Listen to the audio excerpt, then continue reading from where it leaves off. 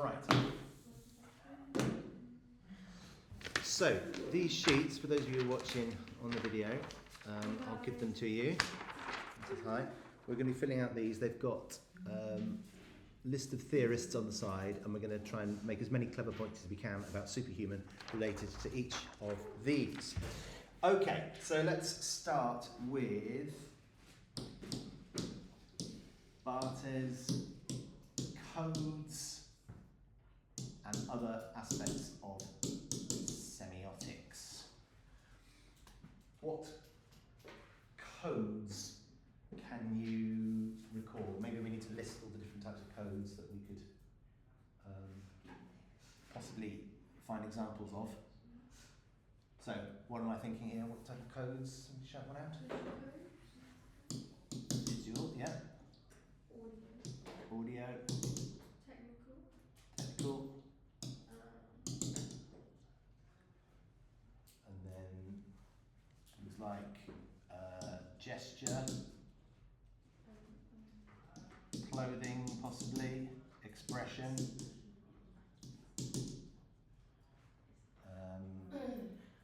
And then the two difficult ones, although they're not difficult now. Yeah, hermeneutic and proeretic.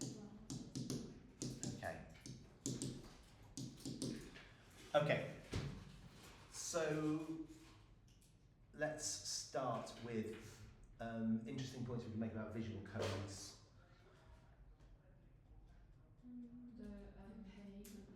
The pain. Okay. Pain. Like when they wrap their arms in the pain with like the bandage. Wrapping of arms, wounds. Yeah, okay. What is all this connoting? Hard work. So it's a visualization of pain, isn't it? It's connoting hard work and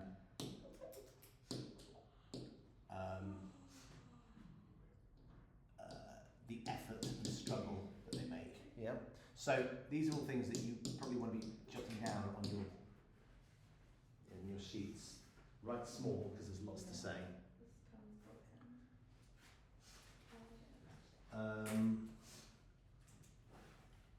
Audio. Sound effect of crying. That was like the same stuff. Which is, you talk about the baby crying or the baby crying. Yeah. What other crime was that? No, I don't think there was. That was yeah. But so just to be clear, talking about baby crying. What is that in there? Screaming. So these are all diegetic sounds, aren't they? That they're put on. Maybe like it connotes like the idea of like wanting to give up. Is that like sad? Yeah. So there are several times where we hear screaming. Sometimes we hear screaming when the Paralympic athletes are in training, and they're kind of screaming through the pain.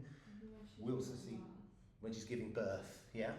So the whole, when we move on to the next box about Levi-Strauss, the whole concept of this advert is, it's showing the human struggle of being a Paralympic athlete and showing aspects of real life as well as the kind of the potential glamour of being a successful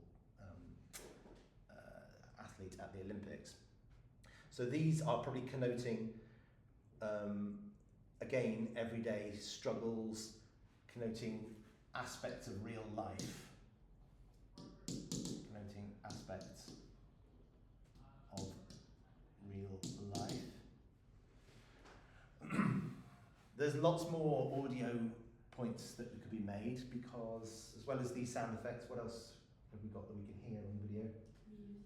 Music. Tell me something about the music. Bugsy Malone.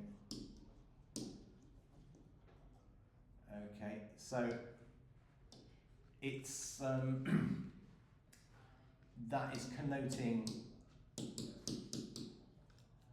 kind of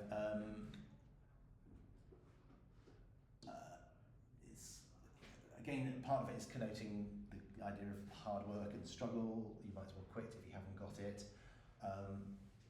But there's also there, for people who know the song and have seen the musical, it's connoting an aspect of kind of nostalgia for childhood. And there are other aspects of the advert that also have that. We have snippets of cartoons as well. So this will be more relevant when we come on to talk about audiences later on, but how the audiences react and respond to the product. Okay, technical codes. There's loads of examples, but let's just think of one or two things that are interesting technically. We've got any technical codes? So camera angles match shots, did you say? Yeah. Oh, when the guy's doing the, like, is it chest press, and it like changes to him in different clothes, it's like showing how he's like putting in effort every day. Yeah. And like I forgot her name. Is it Kylie Grimes? No? Gideon Cox? Yeah. Yeah. No, wait. The swimmer. Ellie Simmons? Yeah. Yeah. Where she's like, she's in different swimming costumes on either side. Yes. And One represents her past successes, Yeah. and one represents her present kind of nerves, if you like, yeah? Past success versus present nerves. Okay. Yeah? Is the sheet online? This. Is it okay if I open it? Yeah, it is. No, it isn't, but let me just, let me share it with you. No, it's okay for you to do it. I'm just, sorry anyone who's watching, you've got a close-up of my face here. I'm just trying to share the document online. Pictures of these people like that.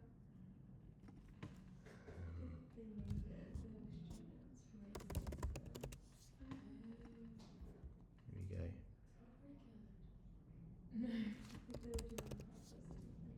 Wait, what did you say? Past success versus present. Present nerves, I wrote, but you could think of a better word for that if you want.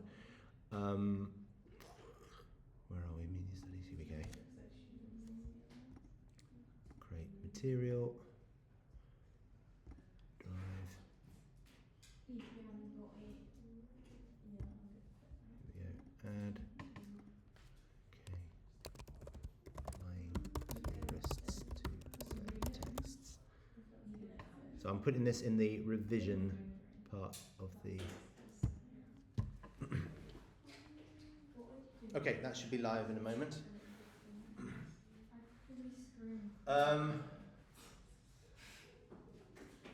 Gesture codes. Let's leave that for now. Clothing code. Could you say the outfit change thing again? Yeah. Yeah. Outfit changes.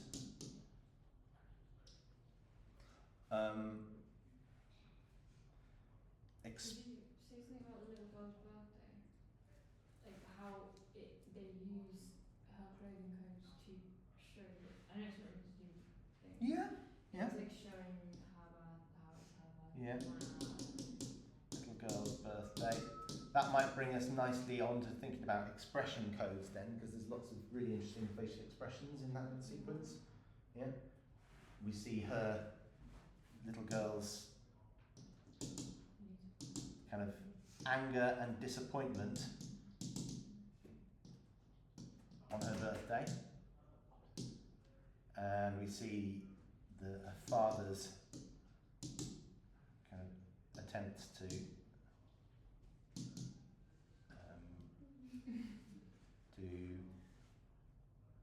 act normal, if you like, on a birthday, but the idea of it being they're separated and they're on Zoom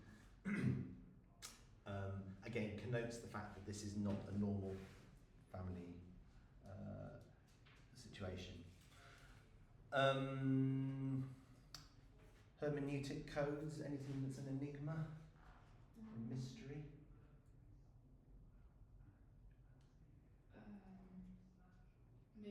was just having that like dream of running.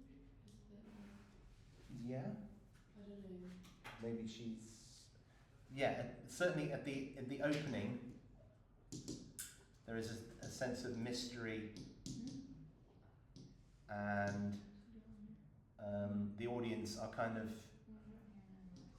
I'm gonna point it out. The audience are. There's a certain amount of confusion as to what we're watching. Is this real? Is this a dream sequence? And a proeretic code, and lots and lots of action codes, like the collisions, the moment when the cyclist is flung into the air. I would say that's an action code. All of the bits of training montage, any moment in there where it's obvious that there is an action being carried out, you could describe as a proeretic code. What do you say about like when the cyclist was flung into the air? Like, what do you say? So you would say that this is a moment. This shows this a proeretic code that shows the kind of violence of the collisions and the harsh kind of physical impact of training.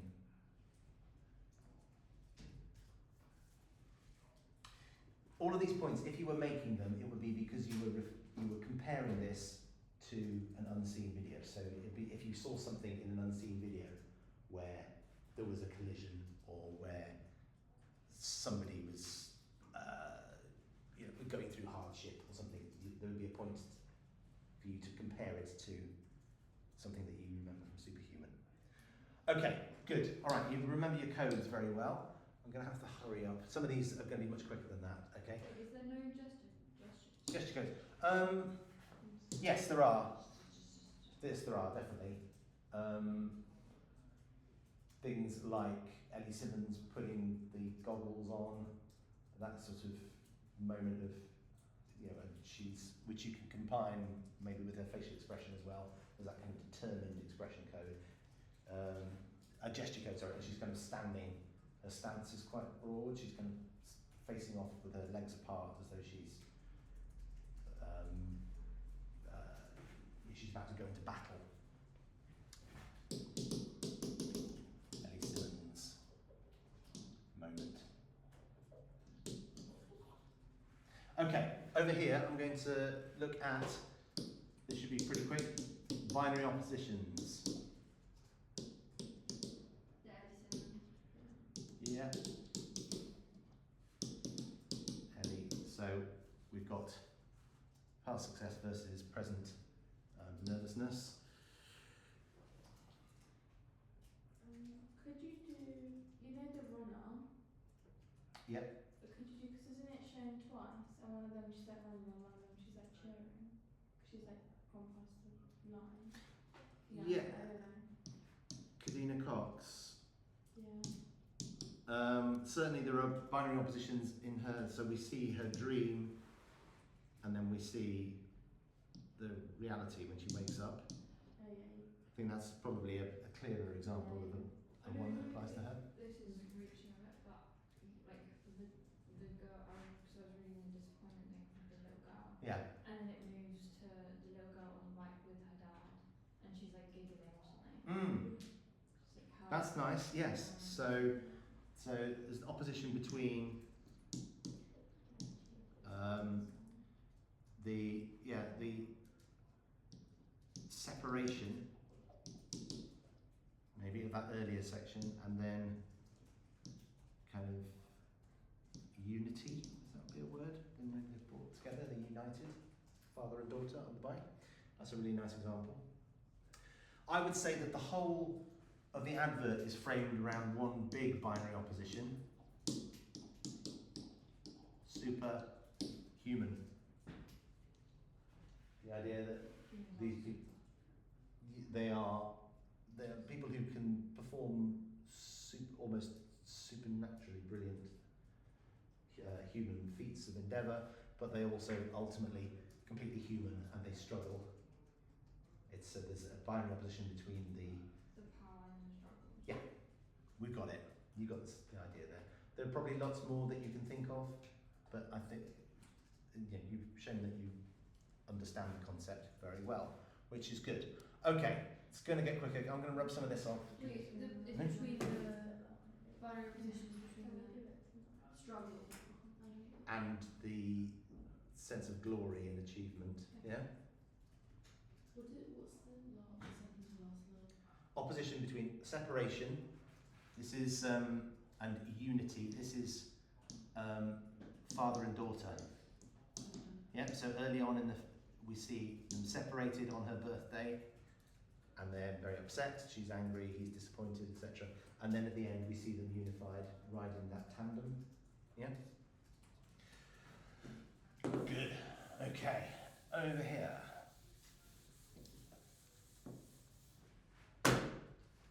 So, Todorov.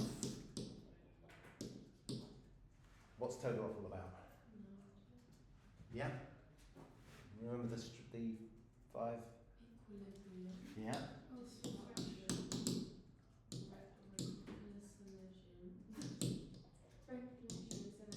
Decision recognition. And then Action. And then new equilibrium. New equilibrium. Good. Right, they're sometimes given different equilibrium.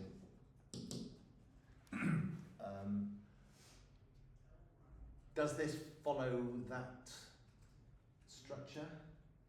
Is it kind of told in a different order? The only way it could be is there's a disruption when it's COVID, maybe. Yeah. Mm-hmm.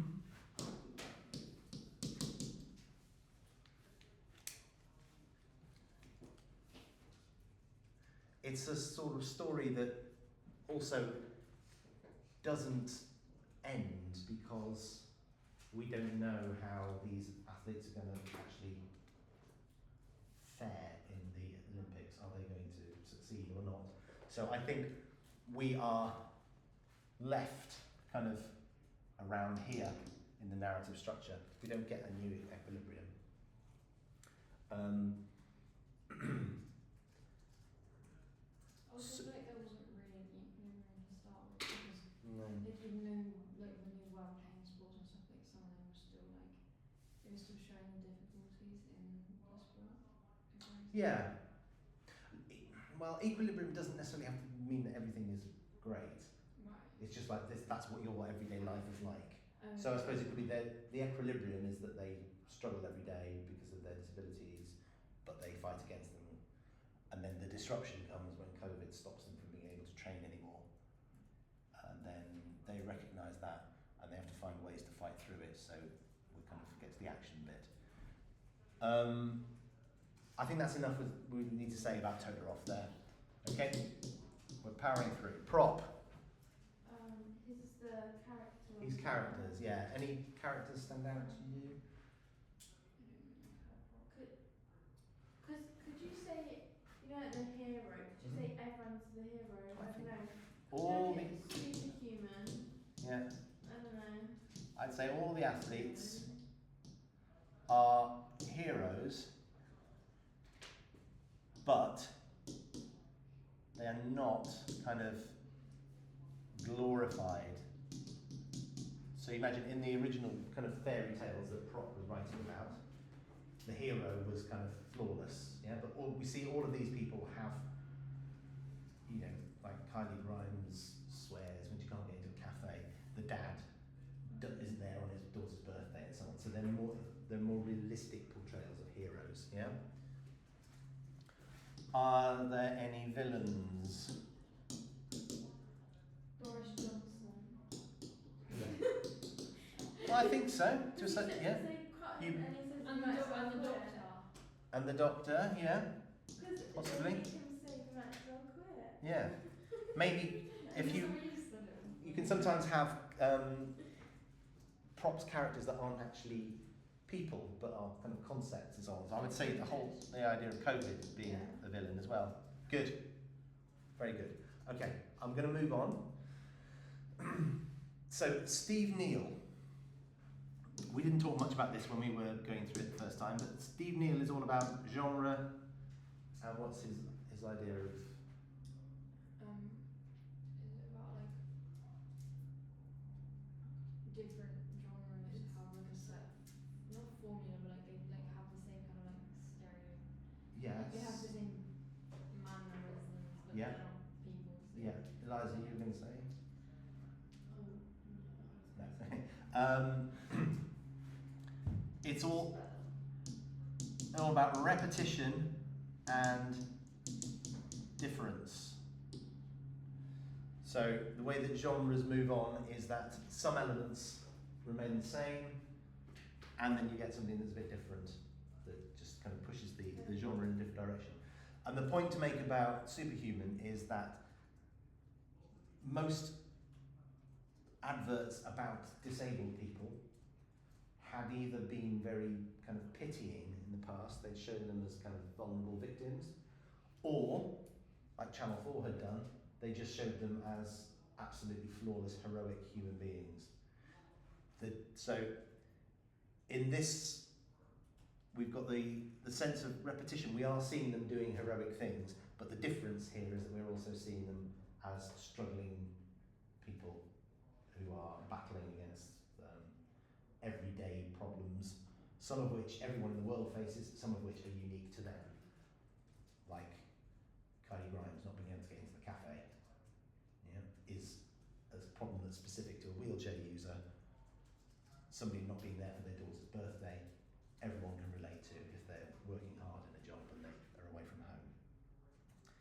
Again, you would only really talk about that if you were watching an unseen video where there was a point that you wanted to make about a genre related to that. You could then tie it back to Superhuman, but don't feel that you have to or even should try and get all of these points into an essay. It really depends what kind of question you're being asked.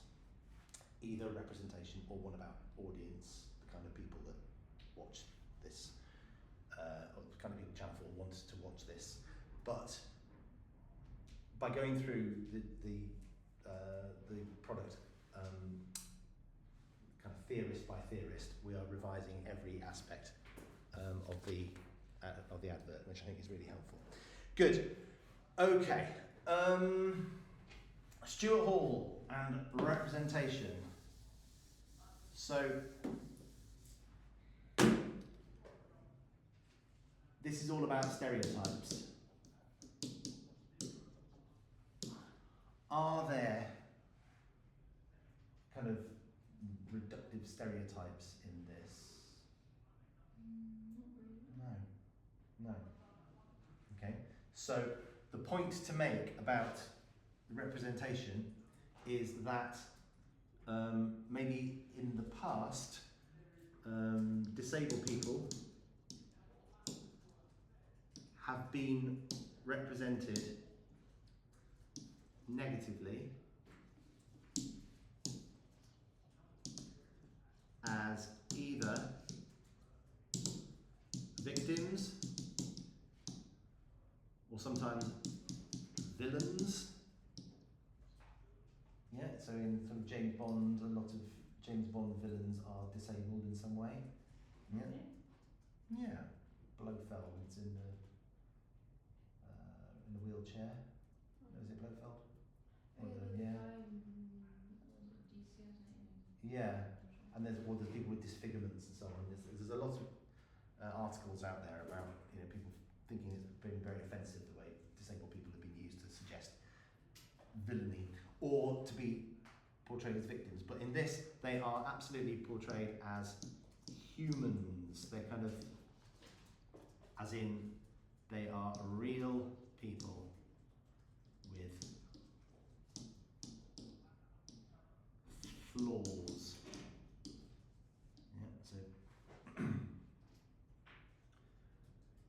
So you could talk, if you wanted to, about counter stereotypes. This is where a media product, rather than having these reductive stereotypes, kind of seeks to redress the balance in a way. Yeah. So by having these people, seeing them as flaws, seeing them with their flaws, you are lifting them out of this concept of them being stereotypes. Good. Okay. Gauntlet, what's he all about? Identity. Good. Put him up here.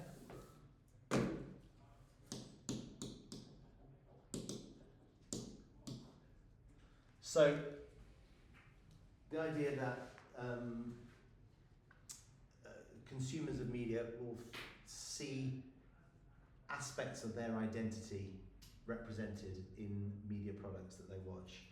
So, who might, as a viewer, be particularly kind of likely to see an aspect of their identity in this? Yeah. So people with disabilities, people who, just on that as well, people who care for family members with disabilities.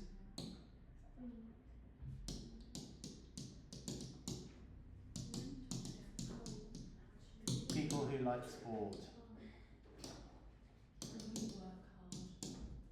People who work hard, yeah? No, absolutely. People that are media students. That was a bit funny. Yeah, that's funny. So these people are going to see aspects of their lives represented in this advert, and they're probably going to take a positive view of it. We're going to, in a bit, we're going to come on to reception theory and think about those people who might not take as positive a view. So again, you know, if it was a representation question, you would be comparing this with the kind of identities in the unseen adverts that you've got shown, and you'd be thinking about how, you know, are there similar people being targeted in the unseen advert to this one. If you got a question about audience, and it was, you know, how do adverts attract or appeal to different types of audience? Again, it'd be really good to mention Gauntlet here and to talk about how they are actively trying to represent identities of these kind of groups in this advert. Okay, I'm pressing on. I've listed all the representation theorists here. Some of them are going to be more relevant than others. Can you think of a way to apply Van Zunen? They're not, the women in the video aren't sexualized. Yeah?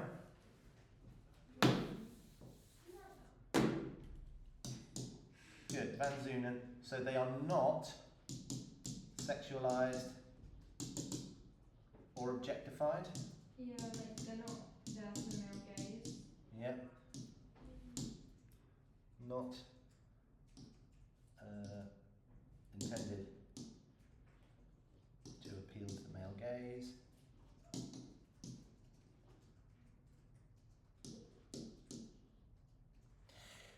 You could say something interesting about how maybe in an ironic way, perhaps, Ellie Simmons is sort of objectifying herself in the version of her that is very glamorous and has lots of makeup on. She's making herself, but she's not doing it to appeal to the male gaze. She's doing it to feel, She's doing it for herself. exactly, to feel empowered. Yeah. So there's a lot of representation here of women being empowered, having control over their own lives, and control over their own image. That's pretty much the only example of that. Apart from that, we just see them as being kind of determined and, you know, pretty much, in terms of representation of women versus men, I think it's pretty equal, isn't it? Yeah? So, you know, obviously in the back of your head kind of think, would these theorists prove, what would they say about this? And I think Van Zulen would on the whole think this is a good advert. Yeah, women are being represented in a very positive way in this. Bell Hooks.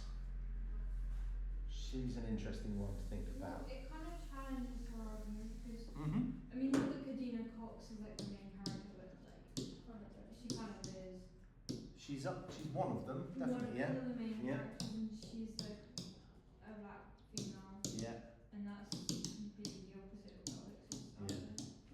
Do we know a good word for main characters? Protagonists, yeah? In fact, you don't need main, just say one of the protagonists. She's the first one we see as well.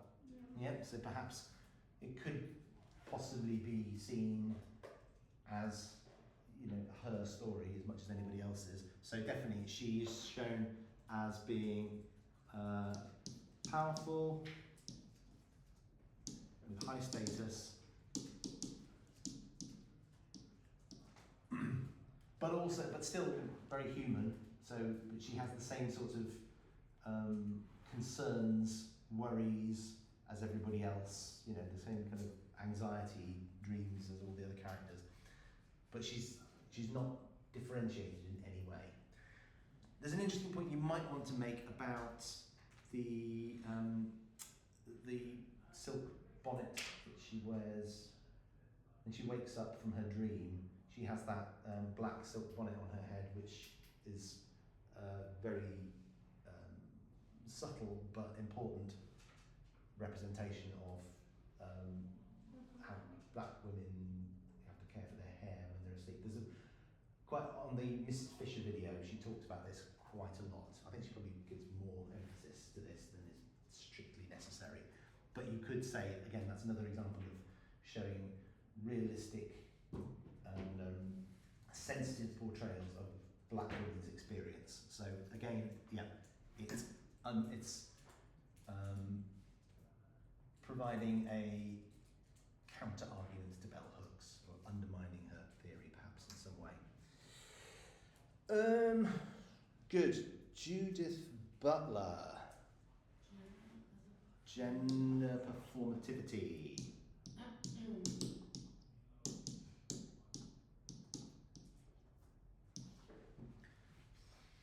So, we see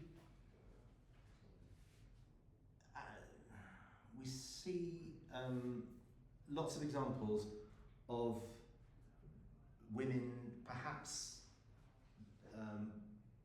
performing in a way that might have stereotypically been seen as male or masculine. There are plenty of moments of female aggression, determination.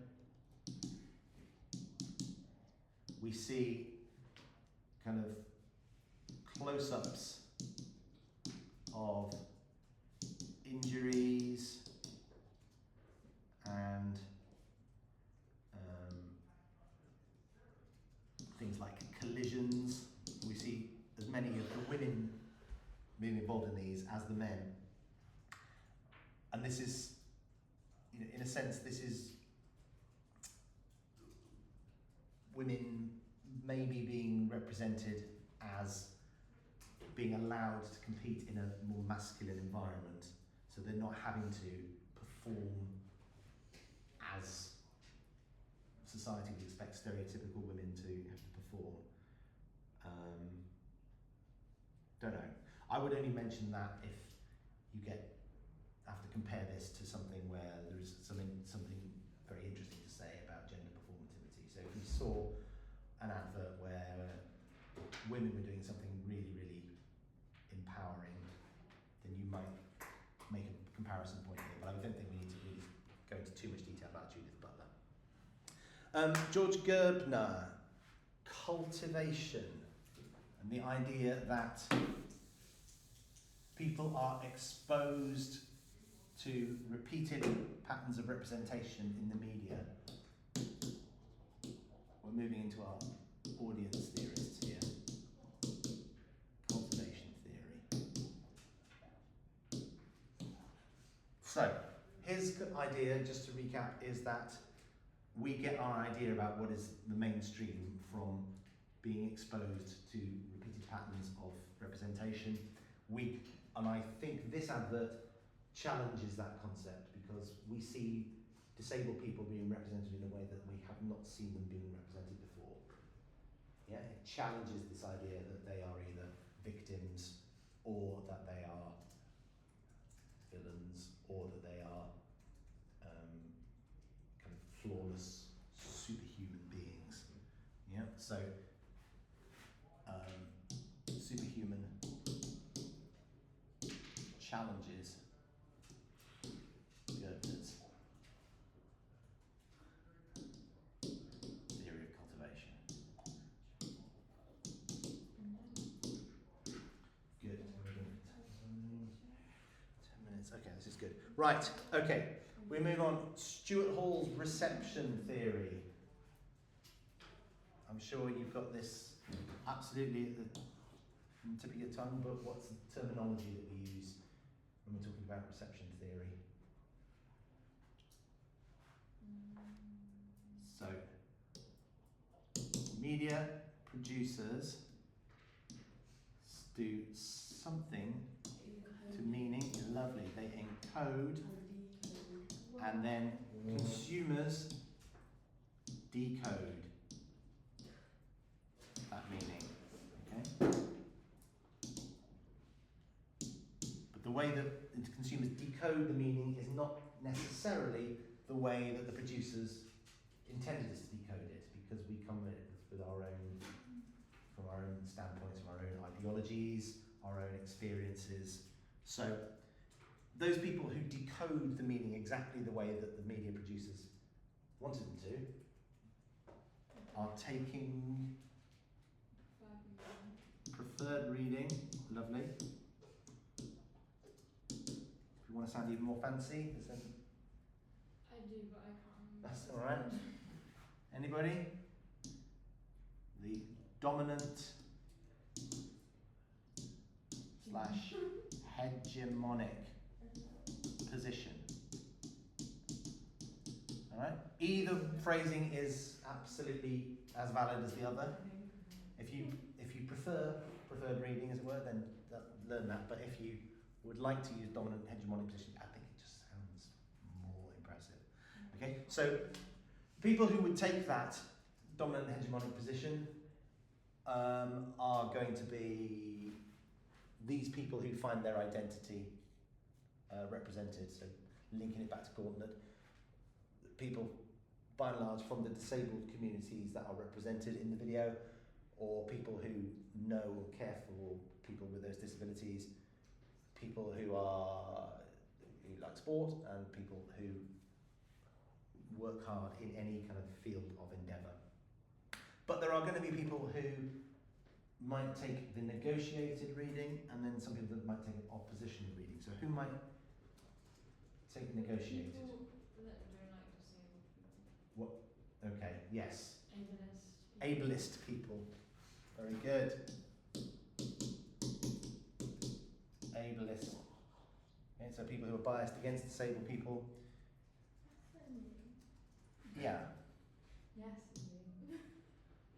Anybody else who might take an oppositional reading, but not from an ableist standpoint?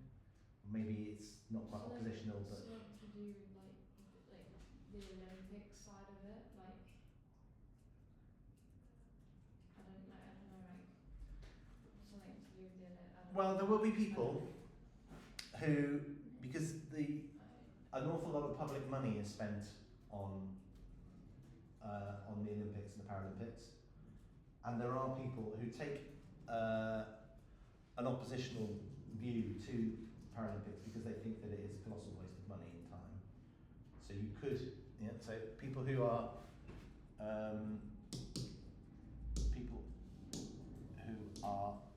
ideologically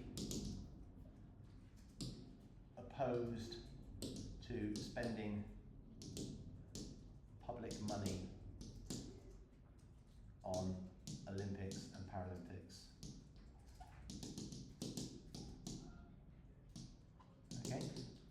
There will also be people who admire the advert, but perhaps don't see their particular disability represented, or their own, or something about them. They don't see their ethnicity, they don't see their age, they don't see their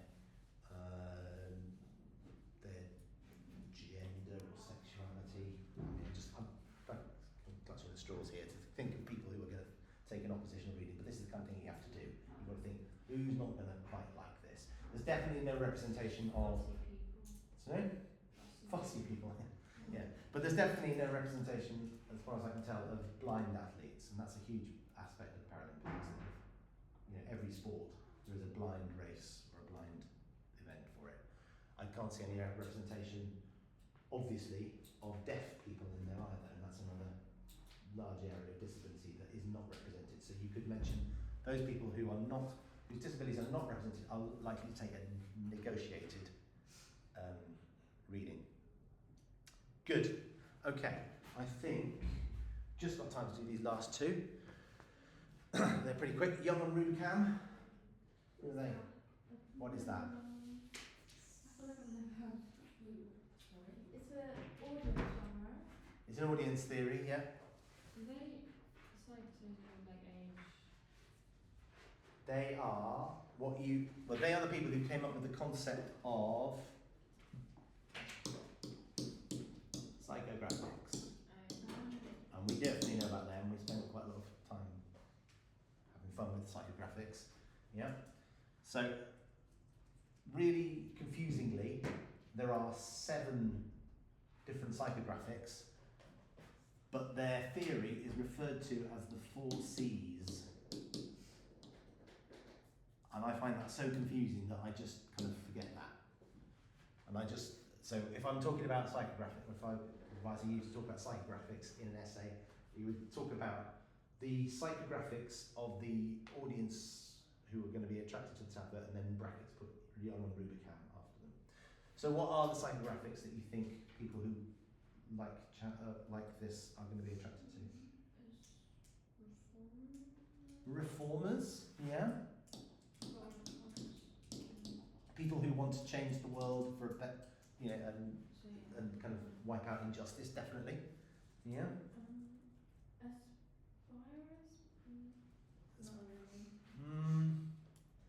Aspirers, I think, are people who want to improve their own lives. I don't think they're targeting aspirers. What's this theorist's name again? Young and Rubicam. Could you write that on? It's on the sheet, isn't it? Young and Rubicam. Are you in the document that I shared? Yeah, it should be on there as well. It's just the last but one. What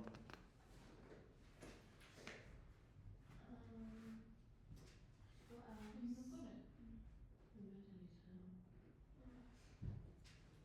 You've got it. Could it be, you know the people who, like, I can't remember what it's called, the old group? It's not on Like the there. ones who are like retired because they Resign. want to resign because they watch TV a lot. Which one you meant? There are different theorists, different. Yeah. Mainstreamers. You were putting it in on the time one, that's why. There it is. Young and Rubicam. Okay. Yeah. Okay. Mainstreamers? Mainstreamers, yeah, definitely. Did we say no to aspirers? I think no to aspirers. I think aspirers are like things that are glamorous and glitzy, and like more like to Maybe explorers. explorers. Yeah, people who are curious about other people's ways of life and living. I think it's good to kind of limit yourself to 2 or 3 psychographics, and I think those are the 3 that we picked there. And finally, you can talk about tribes.